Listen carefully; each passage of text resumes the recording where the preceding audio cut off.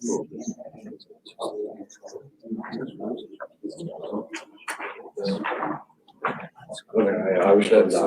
just scroll down.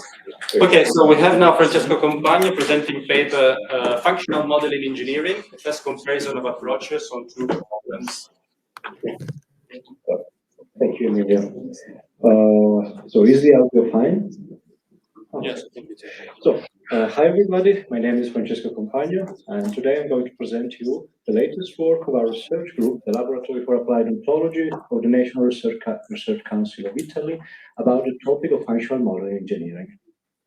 So, first thing first, I will describe a few examples of the engineering methodologies in order to carry out functional modeling, and also some theories that uses applied ontologies in order to attempt explaining what functions are.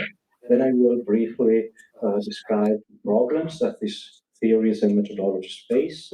And finally, I will comment on some possible solutions, making use of applied ontologies principle. So, functional modeling could be described as obtaining a structured representation of system functions.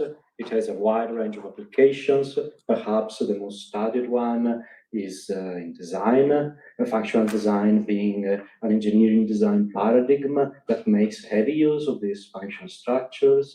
But since we at the moment are working with a use case in the maintenance domain, we are more interested in some other applications of functional modeling, namely diagnosis, or more in general, malfunctioning representation and descriptions, and also reverse engineering, or in general, just how to describe how a system works from a functional point of view.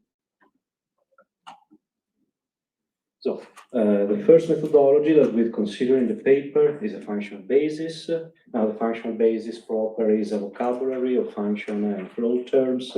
Now, in this context, functions are conceptualized as operation on some kind of entities, and these kind of entities that functions operates on are called flows. And flows are usually divided into three main categories. Material flows, for instance, in this picture, you can see a graphical representation of a functional basis model of an electrical screwdriver. And now, of course, the screwdriver acts on screws. So the designer of this model put this thick black arrow labeled as screw that goes in the rotate solid box that, of course, rotate is the function. And this means that the screwdriver acts on the functions. Now, other kinds of flows are energies, for instance, electricity and so on, represented in this picture with thin black lines, and finally signals. That's basically either material or energy flows with a role of current information. Here represented as dotted lines. Now, as you can see, the graphical rendition of these models uses, well, boxes in order to represent functions, and functions are represented as verb object couples, for instance, transmit electricity, actuate electricity, the function is actuate, the flow is electricity, and so on and so forth. Now, coming to the next methodology that we have considered in the paper, it is the functional representation language. Now, first difference between this language and the functional basis is that, when the functional since the functional basis is one language in a line of languages that is inspired from the German School of Systematic Design, engineering design is not the only one, but the main application. So functional basis does not require a model of the structure of the system. On the other hand, the functional representation, when it was introduced in the 80s, the first, again, not the only one, but the first application was in diagnosis of engineering systems, and therefore it assumes that we have at our disposal a model of the physical structure of the system, so basically a list of components of the system and a list of physical relation among these components. And then one uses this physical structure in order to build state variables of the system components, and then one uses these variables in order to describe the system states. and then uses these states in order to build basically a causal network among these states called causal process description. In this context, a function is basically represented through a state transition, and it can be explained by a causal process description. Actually, this is true of functions of numeric type. There are other types of function, but I simplify for sake of brevity. Now, actually, this is not the definition of function in the function representation literature. This is just one way to represent function, if you will. For instance, this way of representing function lacks the element of intentionality, which is essential for the definition of functions. But again, I am simplifying for sake of brevity. But in any case, this is the first and main way to represent function in applications. So, lastly, we have considered in the paper the functional and behavioral representation language, and it's kind of similar to the previous two, so I will just briefly highlight some elements, some differences. So perhaps the most unique characteristic of this language is that there are explicit relations among functions called meta functions. So, for instance, in the upper left corner of this picture, you can see that the liquefied function allows the vaporized function to be executed, and so on. So basically, there is the separated vocabularies for these meta functions. They are not signals nor physical relation. They are relation among functions on teleological level. Now, there are also other characteristics, but these are not unique of this language. They are also shared with other languages. So, for instance, there is a strong differentiation between function and way to carry out, way to execute a function. The latter being called the way of achievements, but other authors in the literature sometimes call them means of achievement or functional embodiment. An example of this difference is, say, between the function connecting something and, say, to glue something or to weld something, where welding and gluing are way of achievement. And now, and finally, there is a consistent use of the role categories in order to define what functions are. So functions are consistently described as some kind of roles. And now, but for instance, other languages use roles in order to define function, but in these cases, there is a particular consistency, so we use it as an example. Now, I will very briefly describe a few approaches in applied ontology with respect to functions. So some authors maintain that functions are disposition, and this means, for purpose, that they depends on some physical properties of the functioning object. They are, so to speak, intrinsically grounded into the functioning objects. Some other authors stated that functions are transformative events. So basically, this is a view similar, at least from a linguistic point of view, when I described the function as, say, state transitions or operation in the previous methodologies. And of course, there are some authors that say that functions are roles. And now here, the difference between a role and an event would be, say, that the event exists by itself, while still the role needs a context in order to be described. By definition, it needs something external. So to speak, they are externally grounded. Here, if you want an example, there is the same difference, say, between Barack Obama as a person and Barack Obama as the president of the United States. Now, the point is that each of these methodologies, of these theories, must face some ontological and applicative problems.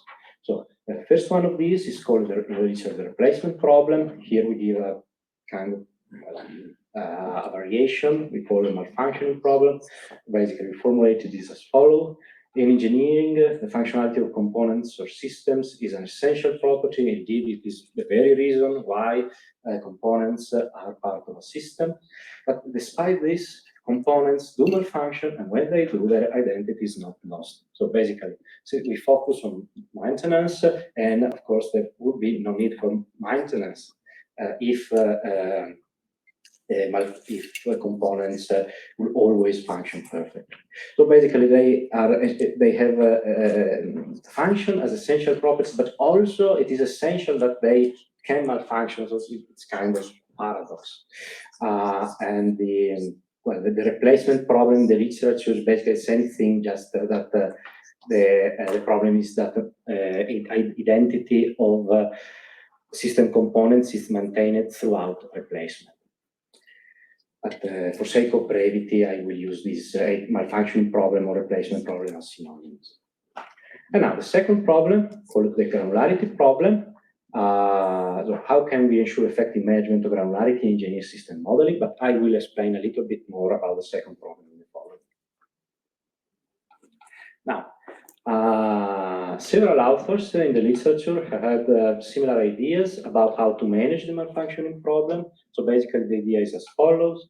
We should introduce a new kind of entities in our domain. And these entities are such that they survive replacement by definition, and mind you, replacement of all of their parts, instantaneous replacement of all of their parts. And this is not something that ordinary physical objects usually do. So this new kind of entities is called either stable components or conventional components, system components, and there are also other terms used in the literature. Now, so if one introduces these new kind of entities, then one can say that yes, perhaps the physical object, they do not survive replacement, they go in, and then go out of a system, whilst these conventional components, they survive replacement, they survive malfunction, they always stays in the system. And so one can manage also the malfunction / replacement problem. Now, sometimes these new kind of entities are described with an essentially functional description. Sometimes they are not described in that way, but we argue in the paper that if you just need to solve the malfunctioning problem, then an essentially functional characterization is sufficient. And perhaps you want to do also other things with this new kind of entity. In that case, it may not be sufficient, but you just want to do this, it is sufficient, and essentially functional description. But at that point, we argue that since it is most probable that you are already using functions in your domain, well, then just use functions and do not introduce a new kind of entity.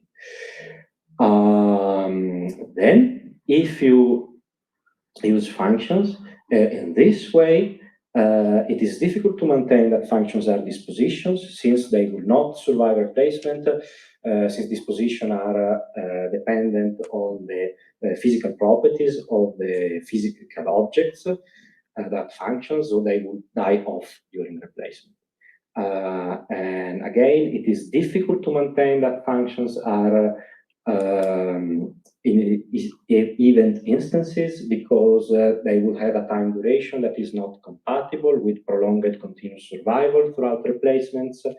And of course, one could argue, well, yes, maybe functions are not individual events, they are whole classes or types of events, and then one could verify the classes and use those in the domain. And this can work from a formal point of view, but also at that point you have the problem of ontologically classifying this verification. And so we argue at that point, just use roles. So the advantage is that you have a clear ontological category in order to characterize functions. If you conceptualize functions as roles, and then you can argue that functions conceptualized as roles, they survive replacement and malfunction, since they depend on a context, on an external context, and not on the physical object that has the role of player of the functions. Basically, that's it for the malfunctioning problem. And then coming to the granularity problem, well, basically the story is as follows. We are, at the moment, we are modeling in our use case, real engineering systems. These systems are huge. we are talking about thousands of components, so we have already attempted functional modeling of these. And the problem, of course, since we are doing things by hand, at least in this moment, we said, well, just take a small subsystem, and of that subsystem, just consider the most important components. But even doing so, we still have a problem of managing the sheer size, the sheer number of components, because we can do the functional model using the previous methodologies that I have described, say with perhaps 20 components, 40 maybe, but we really should do in the hundreds. And that is undoable, or it is doable, but not in a maintainable way. And so we try to search the literature for some ideas. So perhaps we say that if we could use some sort of modules, say use some logs taken from a pre-existing library, use these logs, these modules in order to build our system, then perhaps this task would become much simpler. And our idea was basically to use as modules this way of achievements, functional embodiments, or also called means of achievements, and so because our idea is as follows. Now, if you want to explain how a complex system works, you may realize that there are general principles, general standard way of doing things that are reused and that are exploited many times throughout the same system. And if you understand how this way of doing things works, as domain experts do, your understanding of the system is becomes much easier. So basically, we say if you can, if you have a database, a knowledge base with this way of achievement, then you can use them to build the functional model of your system, and it should become a little bit, even a lot easier. And now, of course, you could ask, well, why not call it the modularity problem? Well, basically, modularity is used in systematic design with a meaning, a little bit different meaning, and so we opted for granularity. Here, the granularity meaning that, say, we start from the system as a whole, and then we say we decompose it on, say, 5 subsystems, and each subsystem must be decomposed in, say, 10 components, and each component in 10 parts, and so on and so forth. So basically, we would like to easily switch on the granularity level, so we would either scale up or scale down our system in an easy way. So here's the reason for the term. But in any case, so if we want to use way of achievement such a way, now the next problem is to characterize them from an ontological point of view. And actually, we did not this in the paper. We briefly touched upon this topic on another paper, and but I just suppose that this is for further research. Now, this is a little bit of a biography, and finally, the final slide. So now, if you have any question, I will be happy to answer. Thank you very much, Francesco. So, are there any questions from the audience for Francesco? Functional modeling is quite discussed in the community, even in the IUF and Notebook Commons projects. So, I don't know whether we have a double microphone.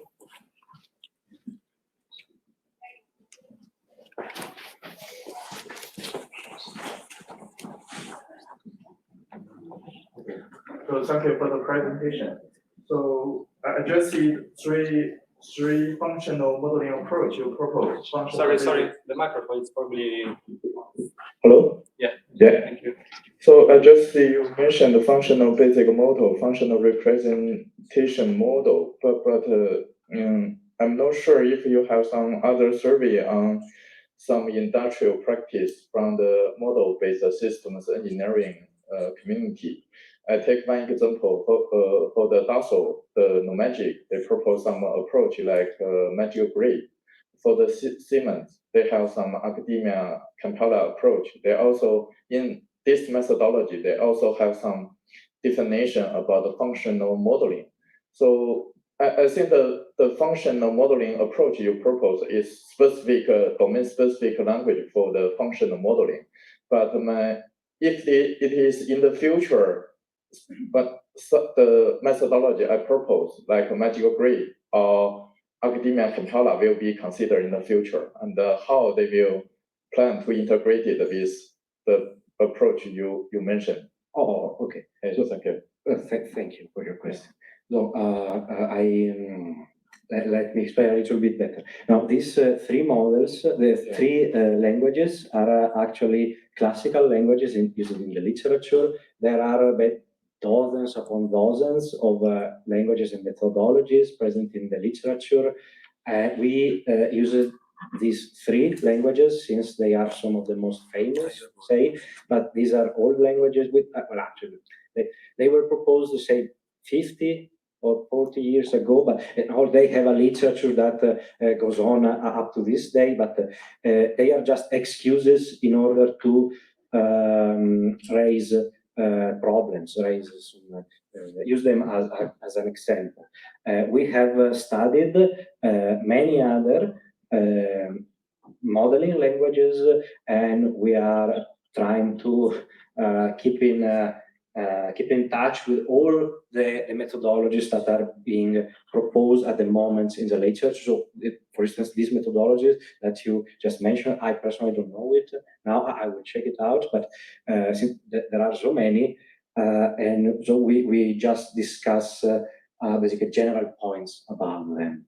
And so the idea is, of course, to keep studying all the methodologies proposed in the engineering literature and to extract general properties, general characteristics on the meta level about these methodologies in order to find out what it works, what it not works, and how to, what are the underlying ontological assumption, and how can you basically put everything into a nice order and how to apply them effectively.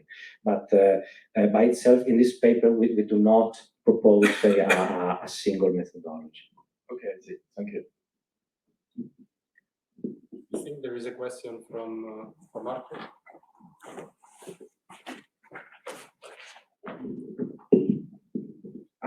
Thank you, Francisco. You actually helped me understand your unpublished paper on the function. So I saw this meta-functional level you just presented. It seems is very similar to the what Chandrasekhar has proposed, B1 behavior and then P2 behavior, something like that. It is very similar. Is it something where you got the inspiration? Okay, so I say that this language in particular, the research group behind this language builds functions upon precise concept of behavior, and so they distinguish between let's say four concepts of behavior, and they say, well, we just focus on this particular concept of behavior. So now out of memory, I wouldn't be able now to explain it to you, but I suppose that this precise concept of behavior that they focus on, you can find it into the literature that they have generated. It should be a similar one to the one of Chandrasekhar, Yes. right, that you mentioned. But it should be out of memory. I couldn't say, but if you check the papers and you compare them, you should. No problem. Okay, thanks so much. Are there any? Yeah, Stefan. Thank you. Thank you for the presentation, Francesco. My question is basically, where is the process in this model? So do you consider function together with the process in which the function is applied or materializes? So what is the relation between these two things? Okay. No, like, you mean, what do you mean by process? Do you mean like process in process engineering, or you mean like general behavior of a system? I mean process as an activity. So if I take, I don't know, vaporizing, like vaporize as a function is general, but every vaporizing functioning, so to say, occurs with a certain start and end timestamp. So I'm just wondering if in your approach, like function and the process in which the function materializes is ontologically separated and then related to each other, or whether it's kind of the same thing and one is the type for the other, or Okay. this is what I didn't get. Now, yes, thank you for your question. Well, let me answer with two statements. So, first of all, now this distinction that you are asking for is on ontological level, and this is you can use these languages in order to carry out applications without needing to necessarily worrying about this distinction. But of course, this distinction that you are asking for is basically. Well, basically, there is a separation. If we want to if we want to do ontological distinction, there is a separation between the underlying operation, activity, if you call it so, and the function. Basically, this is necessary because the same operation, same activity, same behavior, sometimes it's called, could be interpreted in different functional ways. So, for instance, if you the classical example, say, electrical heater. So basically, the electrical heater is, on a behavioral level, it is an electrical resistance. And so, but electrical engineers could use electrical resistance in order to modulate the voltage. But the same behavior, different function, or perhaps even more classical example, heat exchanger. Who is to say that the behavior is a heat exchanger is to cooling or to heating? Well, it just exchange heat. So you could attach to it, you could say that basically whenever some conditions are met, then the heat exchanger works. It has some behavior. You could attach a physical equation to this behavior. But then on this level, it just operates, it just acts, it just has a behavior. But then you put it into a system with the design intention, and then its function becomes, say, to cool or possibly to heat or some other function. So since basically, say, on a UML level, there is a many to many, there is a many to many cardinality relation between behaviors and functions, so you cannot collapse them together, basically. So, and also there are arguments in favor to an ontological distinction between these categories. Okay, thank you. We have time for the last question. Quite provocative question. Ontologies in philosophy are related to what is. Is it reasonable to try to describe what becomes? I mean, process relative to functions. Is it reasonable to have dynamic description of reality with ontologies or not? Sorry, could you repeat your question, please? Yes. Ontologies describe what is the reality of something that are existing. Okay, it's the goal of ontologies. Is it reasonable to try to describe processes, things that become, that evaluate with time, directly with the language of ontologies? But this is But do you mean like in meaning in an application sense, in order to do simulation, or just in general? Well, but in general, you can use predicates that depends on time. So you could, I mean, if we have, say, I would distinguish two levels. On a purely, say, mathematical / logical / philosophical level, you can absolutely do that. You can play also with infinities. I suppose in mathematics you can just say, well, I have just basically, I don't know, I will represent time in some way, and we just attach time instances to everything, and so I will just use predicates indexed on time, and I can represent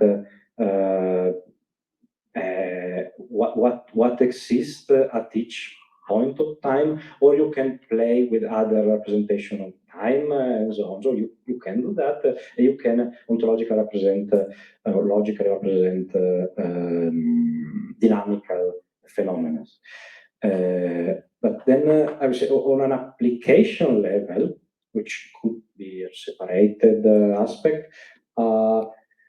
since basically every application that I saw, it's always use ontologies to represent, say, a time snapshot of reality. It never also, of course, because OWL has the since it only uses binary relations. If you want to do ternary or even more complex stuff, it's a mess. So in the end, you just say, okay, there is basically a graph that is interpreted as an ontological model of a time snapshot of reality. Then in that case, in order to represent the dynamic system, you always must do it implicitly. So basically, but for instance, I think that we have to move to the conclusion. yeah, sorry. So for instance, this is a model that represents dynamic things, but of course it's implicit. There are just like, it's a graph, I mean. I don't know if I answered to your question. Okay, but we can continue during the discussion with the question. Thank you again, Francesco.